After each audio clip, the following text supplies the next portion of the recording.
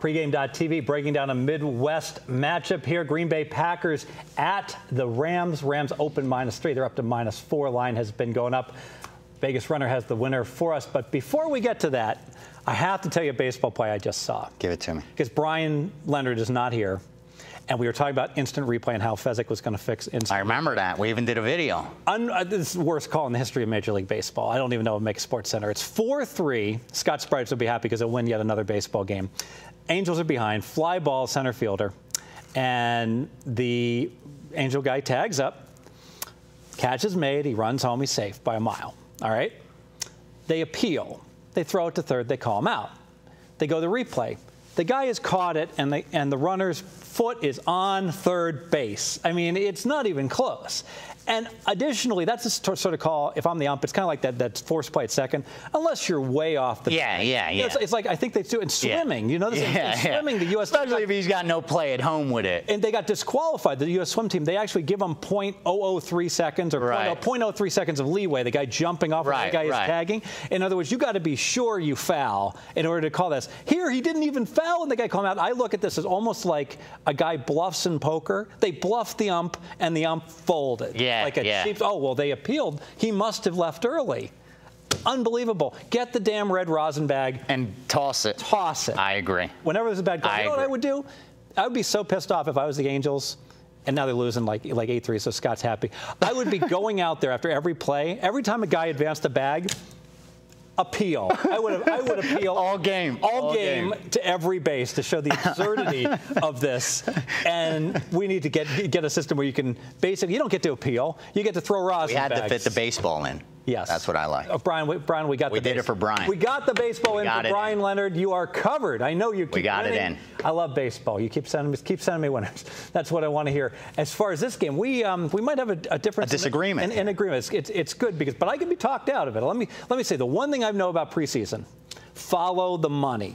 When the money flows, that is not Joe Q public betting. No. So here's a game, especially early. Opens to the Packers get their teeth kicked in 17-0. I know you had a huge bet, 3-star. You've been Arizona money with those for a year plus forever. Arizona. You said sprinkle some in the money line, tease the heck out, do everything. Keep everything every way you can bet it. Goes from 4 down to 2. All the money on Arizona. And turns out the Packers just not taking preseason seriously so far. The O-line's in shambles. Jordy Nelson's down. They got to keep what may not be as popular as we thought, Aaron Rodgers, healthy. All right, so now we go to week 2. The Rams, they lost to an improved Brown team. So they're obviously in a good spot to bounce back at home here. So I know we're going to get good effort out of Bradford and company. Tell me why the Packers may not be taking this one seriously as well. I love week 2 of pretty much every sports season. Every single one. Baseball? That's the only. Gotcha. Yeah, maybe second series. You know, kind of like second round, the Sweet 16. You know, there's always an overreaction. There's always an overreaction to what happens in week 1. Bettors are so excited to get money down on a new sport. And whatever they see, they draw conclusions because all week they're listening to sports radio, they're watching all the NFL shows, and the only thing everyone has to talk about is that 60 minutes of football. So they're analyzing and overanalyzing 60 minutes of football, and you see a huge overreaction, a knee-jerk reaction from the bettors. So the market obviously is going to reflect that. And one of the bettors I really do, after monitoring, not just blindly, but after monitoring for a while NFL, this particular bettor, female, if you could believe, well, I shouldn't believe that. A lot of females are extremely sharp, but bet also, takes week 1 off, believes there's so much money to make in week 2. Why even dive in the week 1? She stays, she analyzes it, watches every game on NFL Network after they're played, if you could believe that. And she's coming in fresh and ready to go. Ready to go. Everyone else is walking. Ready to go. Poor like Scott and Brian and I are walking. Tired, can't even, like besides zombies. The fact she's beautiful, she even relaxes and gets to watch the games. Do I know this handicapper? I don't think you haven't met. You haven't met, but you will. You will for sure. She probably lives in Vegas. No. Close enough. Close enough. Close enough, though. Close enough. Close enough. East Coast, then West Coast, and bets regularly. Bets more than most men I know. Knows more about sports than most men. Talk to me about sports betting. Yeah, because I talk about this girl all day. Where are we going? And I believe her that there's so much money to make in week 2 because of the overreaction. This one is one of those reverse overreactions where the Packers get shut out. The Packers being a public team. The market's expecting, as far as the betting public is concerned, that we're going to see the Packers A game. Why are we going to see the Packers A game? It's week 2 of the preseason. The Packers are built to win Super Bowls, not built to win preseason games. Sure, the first string offense, they may, after getting shut out, they may want to go out there and put up a touchdown. Big deal. Big deal. You put up a touchdown. You'll never see the field again after putting up that touchdown. So why should I be worried? I already saw what these backups are worth. Nothing. They couldn't even score. So I'm definitely not afraid of them. On the flip side, I think the Rams, we got Bradford. Finally, the first time in his career as a pro where he has an offensive coordinator for the second straight season, the same guy. This team's going to run that same Oklahoma offense he was used to, up-tempo and spread offense, which is really going to be key for this team. Offensively, this team's going to start to get it going this year. I think the Rams are going to be able to put up some points. Defensively, I like them. They're loaded at linebacker and loaded on the defensive line. They needed help in the secondary. I think that's where they were weak. I don't see any weapons on Green Bay to exploit that. I think the Rams at home, we know Fisher in the preseason. If you just bet them blindly, ATS, you grinded out a little bit of profit his entire career. And I think that he doesn't take week 3 as his exactly. So I don't think he does well week 3. Exactly. So the other weeks he should do way better. Exactly. And I think after losing last week, this is one of those games where I think it's just so much more important to the Rams to win this game at home than it is to the Packers. Here's the Packers mentality right now. All that talk on picture being in Wisconsin. Picture listening to sports radio. I'm gaining weight already. They couldn't put up. They got shut out by Arizona. All that talk. Sticks? Do you really think that the Packers are going to let that bother them, where they're going to say, we got to go out and prove something in preseason? If this was regular season, it's a different story. But in preseason, I think if anything, it's their ego that's going to say, you know what? Now we're not going to take week 2 seriously. To show them that week 1 didn't matter. Week 1 don't matter. Week 2 don't matter. And guess what? Week 3 and 4 don't matter. Call me when the regular season starts. I believe when the Bears won the Super Bowl in '86.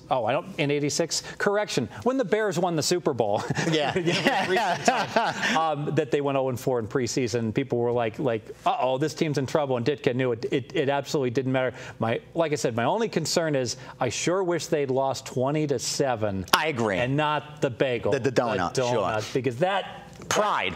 The pride thing, I mean, that 0 really does stand out. And they got some talk shows in Wisconsin. I mean, amongst, the fast food, double fried aren't they the kind shops. of team where, you even see it with the way they carry themselves. They got the Green Bay mystique. That we're better than you. Exactly. Because they're better than you. Let's face it. And the fact that they're going to have to belittle themselves and have to prove to their fans that they could win in preseason, I think they're so far above that you're going to get the same kind of effort you saw last week. There's nothing that I saw last week betting against them to make me say, you know what, now I'm going to jump on them. One little thing.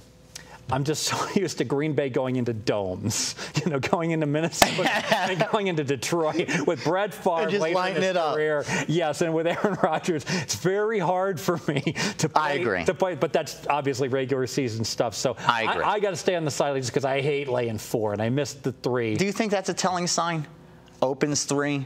Green Bay, Green Bay's going to get public money after getting shut out. I would rather lay 4.5 on this game at post if it was 4.5 than lay 3 if it comes back. Because I'm so confident the money is right. And this is an example. If it drops down, don't say, oh, I'm getting better value. I'll lay 3. I so agree. Off the game. I agree. Because then we've got contrary news that they're taking seriously. Let's go ahead and make it official. Let's do it.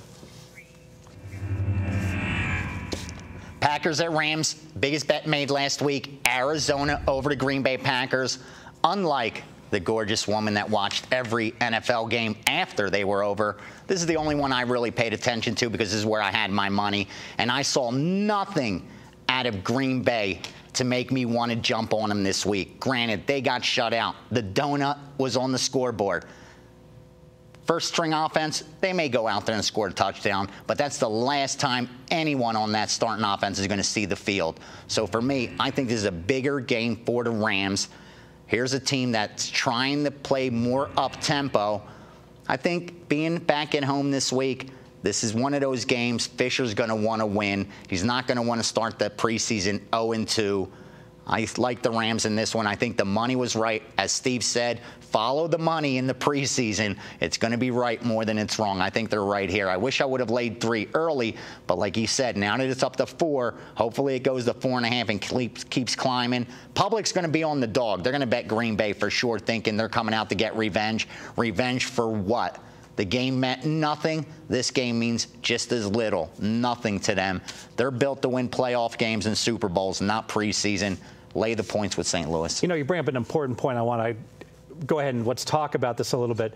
I'm a huge believer during the regular season. You see a game go from like +4 down to +2. You got to be out of your mind to take because what's happened is that Billy Walters has just played +4 and 3.5, and then every semi-wise guy got the news. Pile in on Aaron Walters is on this, and then everyone's following and whatever. And by the time, and then quietly, Mr. Walters lays 1.5. He's laying 1.5. He's laying 125. You know, just loading up and laughing. And you're going to lose taking the worst of the numbers during the regular season. Absolutely. I so agree. However, preseason's like a WNBA total, where if you have the right information, you're going to win whether you're playing over 156 or over 159. I so agree. WNBA. If you've got the good information that the team's running or the team's correct, then those points don't matter. I agree. Like they do during the race. So I want to make that point with a big distinction. I so agree. We'll keep our fingers crossed for preseason. On pregame.tv, we got a varied football week here. We are going to be breaking down. All football. We're going to be breaking down. I have 2 free plays. VR can chime in and see. Let's see if he agrees or disagrees. I'm going to go into a conference I don't know as much about, but I've got some sharp guys on one side in the Vandy Ole Miss game. I've done my research. I agree with the play. I've got a free play on that game, and also been researching the Philadelphia Eagles. Are they going to go over or under 7.5 wins? We'll be breaking that one down pregame.tv.